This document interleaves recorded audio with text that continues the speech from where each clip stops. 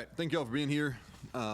November, and it's gotten here fast. So the fate of our season will be determined over the next 4 weeks. Our guys are fired up, determined to finish strong. So looking forward to it. Coming off the bye week, practiced twice last week, and then we practiced Sunday. Today's our off day. We'll get back tomorrow. Made a change at DC last week, as you know. Appreciate Jordan and his service to our program. Really good man, really good football coach. Jeff Coons will take over and qualified. He's ready to step up.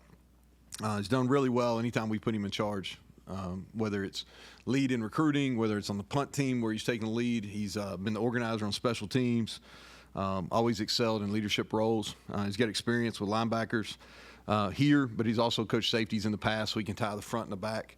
And then he's called defense before. So excited for him. Special teams. What we'll do is Tony Thompson has been our lead on our punt block team all year. He'll add the responsibilities of the punt team and be the lead on the punt team. And then Chris Herring has been our lead on kickoff and kickoff return all year. He'll continue in that role. So that's how we'll divide up special teams. Scrimmage 3 times with our young guys over the break. Went approximately 100 plays. Some guys that stood out defensively on the defensive line, Elijah Kinsler, who's kind of been our sixth guy. He's right there on the fringe, whether he's going to play these last 4 or not. But I thought he had a really good week. At linebacker, Ricky Williams, he's coming on. He missed fall camp, most of fall camp with an injury, but he's what we're looking for at the linebacker position. And DBs, Aiden Nelson was good, which we need him to step up. And so hopefully he can put himself in a position to play this last month. Jason Cross did a nice job. He can run. He's got a bright future. He's got to gain some weight. And then Keyshawn Robinson, who's been a really good special teams player for us on kickoff and punt coverage.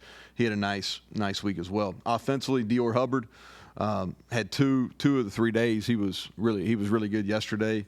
Up front, Kyle Altuner practice was released, and he practiced full go last week and showed some good things. And then I thought Justin Terry and Lucas Austin, both the young tackles, did some nice things during the week. And then Brandon Raymond, he probably had his best day as a Mountaineer yesterday. And so he's continuing to get stronger and could potentially help us on special teams down the line here in this month. Injury update. I would say Garrett is doubtful for this week, and then Burks, Garnes, and Bray will all be out. Everybody else, y'all can ask questions, but everybody else should be ready to go. Going to Cincinnati, they're playing really well. If you look at all the statistics, whether it's special teams, offense, or defense, they're near the top in the upper quarter in a lot of those statistics. Obviously, know Coach Satterfield really well. We've played against each other a bunch. He does a great job. A lot of respect for him. Know a lot of those guys on the staff. Special teams, I think they're just as a group. One of the biggest improvements from last year to this year is their coverage units. You can tell they got a lot more team speed. Their punter's excellent. Hang time, distance. He's got a bunch of different punts he can hit. And then their kicker, he's made, I think, 3 50-yard field goals. That's impressive. Defense, they made a transition to a 3-down, 3 safety look. They've been really good in the red zone, really good taking the ball away. They're up in the top of scoring defense as well. I think Corleone's special. He's the nose tackle, and he's a load. We'll have to account for him. Jared's played well so far this year too. But they're doing some nice things defensively, and it's kind of in the Iowa State structure. They hired their linebacker coach, and they're improved on defense. Offensively, it's balanced, typical Satterfield offense. A lot of outside zone and all the bells and whistles off the outside zone. I think for them, it starts with their running backs. They're excellent at running back, and they've got 2 guys and they've hit a bunch of explosives this year. The quarterback is playing really well. I think they're second or third in the Big 12 in passing. He's doing a nice job. He's been real efficient with the ball. He's a sneaky good athlete too. He can run. He's a big kid. Really difficult tackle.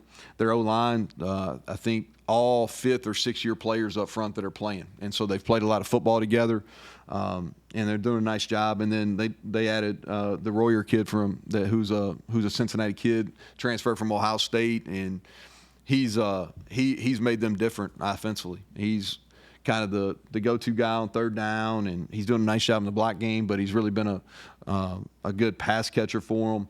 And then Xavier Henderson has been a deep threat, really good at 50-50 balls. Done a nice job there for them. So all in all, they're good. They're a really good team. They're in the top half. You know, there's this league is wide open. You know, and BYU's only undefeated team left, and I would not be surprised at all if there wasn't a two-loss team that's playing in Dallas when it's all said and done. And us and Cincinnati are still right in the mix. So looking forward to getting back to it on Saturday. So Greg, start us off. So defensively, Yep. what's realistic in terms of improvement this deep in the season? You made a change, so where do you want to see your defense get better? Well, we got to continue to get better. You know, I think the consistency is the main issue. Is you know, at times we've played really good on defense. You know, if you look at the first 3 quarters versus Arizona, I would say that's winning football. You know, if you look at the first half versus Kansas State, I'd say that's winning football. Second half versus Kansas, that's winning football. But we just haven't been consistent. You know, so that's the main is we've got to be consistent, and we've got to get some takeaways, and we've got to minimize explosives. You know, from a personnel standpoint, it's going to be the same people. It's not like, you know, we're not like the NFL. We're not making any trades or anything. And so who we've got is who we've got. We've got to do a better job of getting lined up, and we got to get takeaways. We've got to minimize the explosives. You know, and I think making the change during the bye week will allow us to make some tweaks. But the structure of our defense is what it is. But we've got to do some things less predictable. You know, the self scout was good for us, so we've got to be able to mix up their looks. You said you know, tweaks, but at this point in time, yeah, the structure, yeah, the structure is a structure. What we've got to do is we can't give them the answers to the test. You know, we've got to do a better job of disguising and whether it's our movements up front, it's our coverages in secondary, we got to do a better job of that. Does the different perspective from a different set of eyes in that position help with that? Well, here's the thing is I think it's to be determined, right? And so anytime you have a change in leadership, you know, like this is Jeff's show now, like it's his. And so you have a different person leading it. So it's going to be different. His leadership style is different. What he feels comfortable with is different, you know. You know, we made the change in the hopes it'd be better, but time will tell, right? We got to go out and be productive on Saturday. Where is he going to be? He'll be in the box. Yeah. You have a vacancy on the staff. Do you bump anybody up from well, support or? You know, in the old days, now everybody's coaching, Mike. So yeah, so really we've got Jeff will move around a little bit. Jordan wasn't coaching a position, and so. We've got a young coach that's really he's doing a nice job. Nardo's done a good job helping Jeff. So Jeff will maybe move around and Nardo will handle some individual stuff. But with Jordan not having a position, it's not as big a change. And one guy, Tarnu. KK. Yeah. Yeah, he'll be get that back. right eventually. Yeah. Yeah. Better. He's better. He'll practice tomorrow, and you know, unless there's any setbacks on Tuesday and Wednesday, we feel pretty good about him. Same with Wyatt. Same with who? Wyatt. Yes. Yeah. Wyatt. He practiced. I think he practiced on Thursday. Practiced yesterday. So yeah, he'll be available.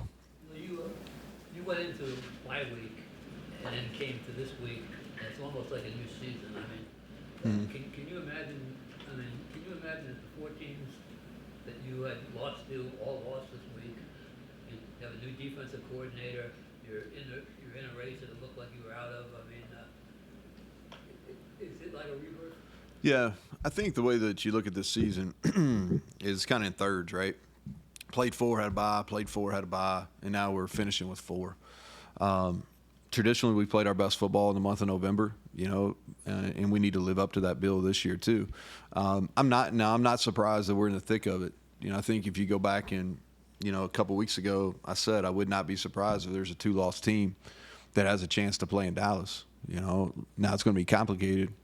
I don't know if I know I'm not. I don't know if anybody else in here is smart enough to figure out these tiebreakers, but good luck with that. But I would not be surprised at all. You know, and I think that speaks to this is a tough league. There's a lot of similar teams in the league, and each week, you know, I think Houston's a really good example of that. Really well coached with Willie Fritz, and you can see them getting better, and then they had a big win. And I think that proves that anybody can beat anybody in our league. It's like that all over college football. There's only 5 undefeated teams left, so you look in every league, people are beating people. Yeah, and I think that it's our league's always been like that.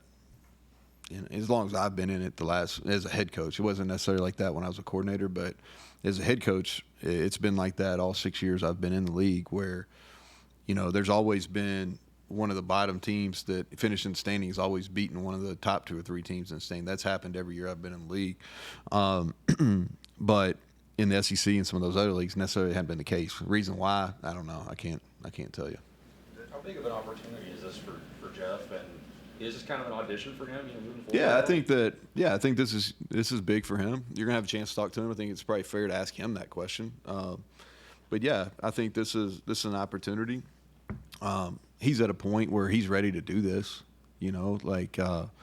From a football perspective and a leadership ability, he definitely has the capabilities to be. And he's turned down some coordinator. He's had some coordinator opportunities, and he's turned those down to stay, which we're appreciative of. But yeah, I think this is a big opportunity for him, and he would say the same. Sean mentioned that when he saw the scores, Kansas State, Iowa State finally losing, he had almost more of a little bit of a reaction of, I wish it was us, it should have been us. Is it hard to get your mind? It's different for a coach, but is it hard to get your mind to not go back there and be like, well, if they could beat them, we should be able to? Yeah, I think you got to be careful. I think it's dangerous comparing scores. Whether it's injuries, whether there's so many different variables, and so honestly, I didn't spend a whole lot of time. Like, I had a day with Dax on Saturday, so I spent more time throwing football than watching football. So, but I saw those scores, and you're kind of that's kind of where we're at right now. You know what I mean? As far as everybody has an opportunity to beat everybody. I saw the end of the Iowa State Texas Tech game. I did see the end of that. I didn't see any of the Kansas State games, so I can't speak on that. I didn't watch any of the Pitt game. But I think it's just for us, it's what's did we miss an opportunity versus Iowa State? Yes. Did we have some injuries that hindered our opportunity against Kansas State? Yes. But it doesn't do us any good to look back. For me, it's about looking forward. Do I wish we played them again? Yeah, but that's not the way it works. Bartlett over there, do you have to do anything special call-wise or anything like that? Or No, I don't think so. No. I mean, he practiced against us for a number of years.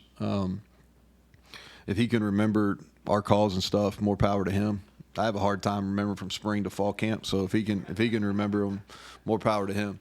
Now he's a good person, and he did a nice job here, and he left on good terms, and so there's no issues there. I'm happy for him. I hope he plays well every time except for this Saturday. What did you ask Nico to do this week? Where can he still expand his game? Yeah, so I think that first of all, he was really efficient in the game, and he didn't turn it over. So I think you start with what does he need to sustain? So he needs to sustain taking care of the football. He needs to sustain being efficient and moving the chains on third downs. That's what he needs to sustain. Now, what do we need to improve on? We've got to hit some big balls.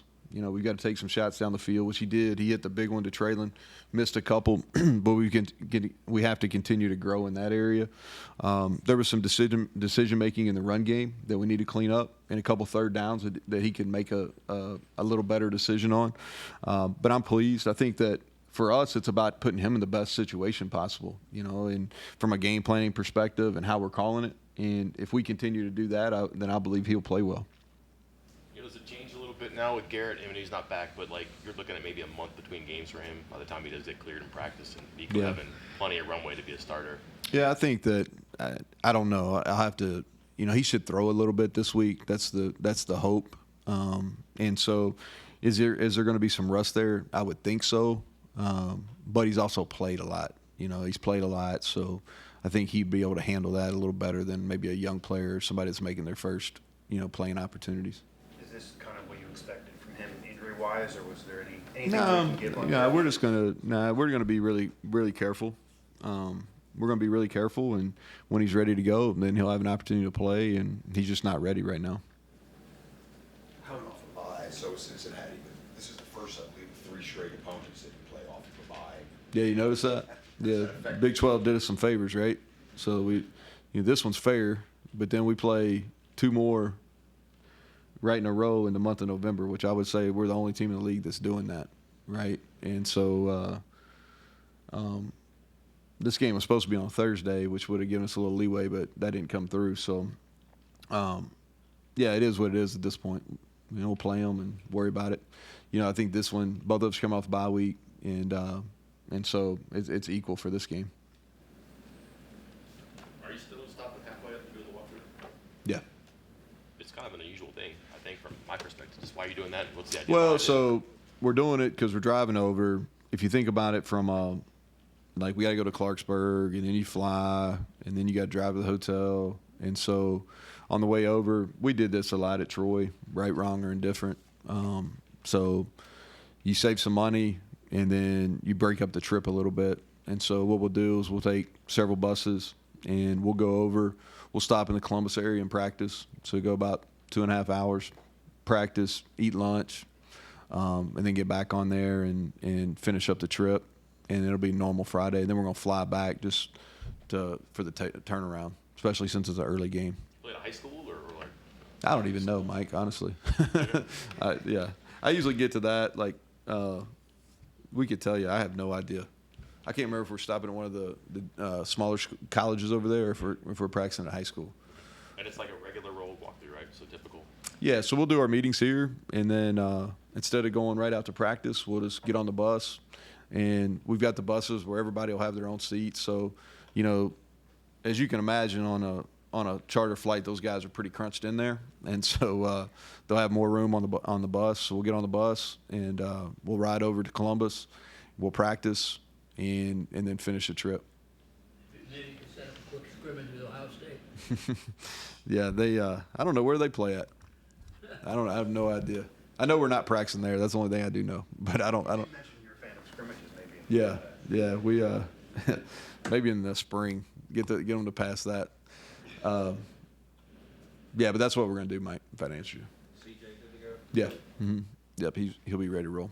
If you had to make this decision on Jordan, was it always for you going to be Jeff ascending to the role in this situation? Was it Yeah, I think that. call? Yeah, this was a decision we made last week, and I think again for the reasons I said, like Jeff's done a really good job with anytime he's been in a leadership role. He's been in a leadership role. He's been in front of our guys a bunch as a special teams coordinator. He's got the front and the back end experience to tie it together, and he's called defense before. So I think those things, when the decision was made last week, that's why.